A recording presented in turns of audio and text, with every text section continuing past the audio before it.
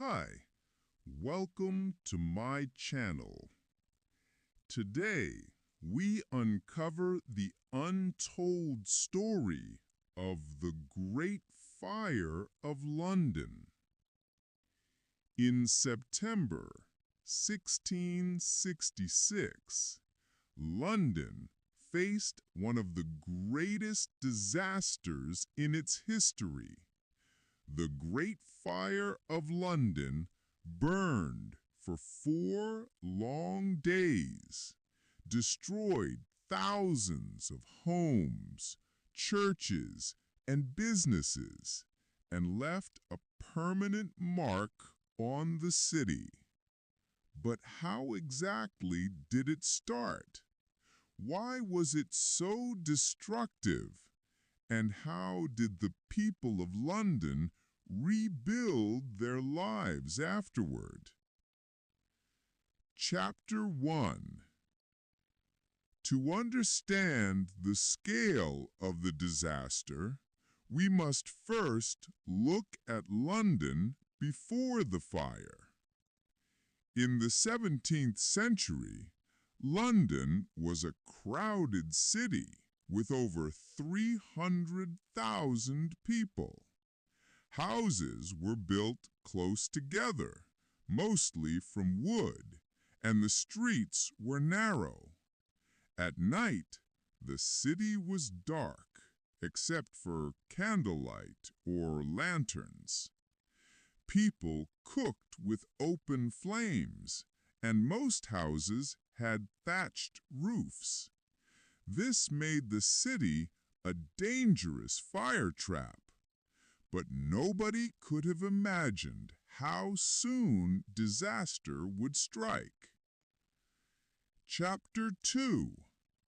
The fire began in the early hours of Sunday, September 2, 1666.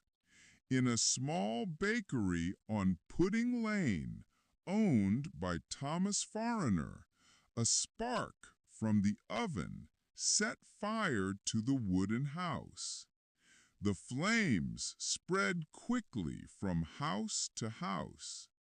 The summer had been unusually hot and dry, and the strong winds carried the fire further across the city.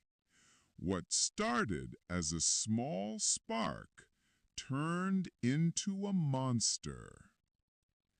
Chapter 3. Within hours, the fire reached larger buildings.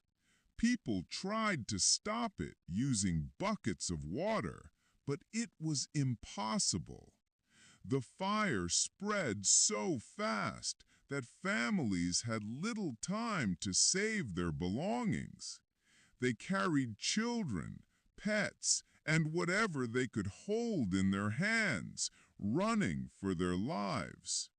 On September 4, the fire consumed St. Paul's Cathedral, the grand symbol of London, which had stood for centuries. The flames were so strong that even stone buildings cracked from the heat. Londoners were terrified. Some believed the fire was started by foreigners or enemies. Rumors spread quickly, and innocent people were attacked. Others thought it was God's punishment for the sins of the city. The chaos made it even harder to fight the flames. King Charles II ordered that fire breaks should be created by tearing down houses, but by then the fire was already out of control.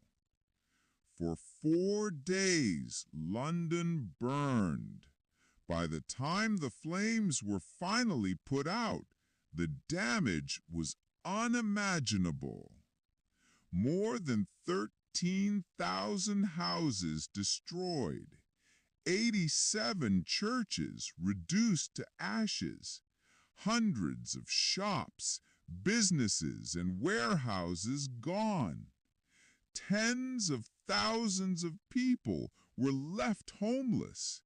They had to camp outside the city, living in tents with very little food and water. But from the ashes of disaster came change. King Charles II and his government decided that the new city should be safer.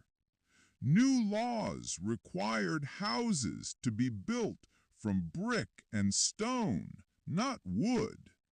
The streets were made wider to stop future fires from spreading so easily.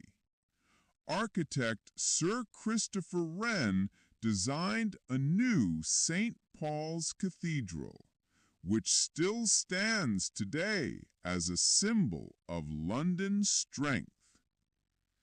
The Great Fire of London was a tragedy, but it was also a turning point.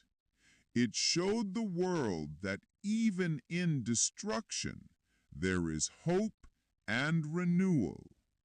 The fire changed London forever, and from its ashes rose a stronger, safer, and more modern city.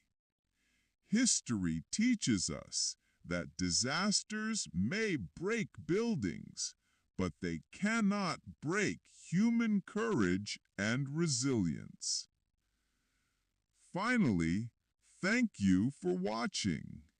Don't forget to like, comment, share, and subscribe to World History Facts Hub for more fascinating stories from the past.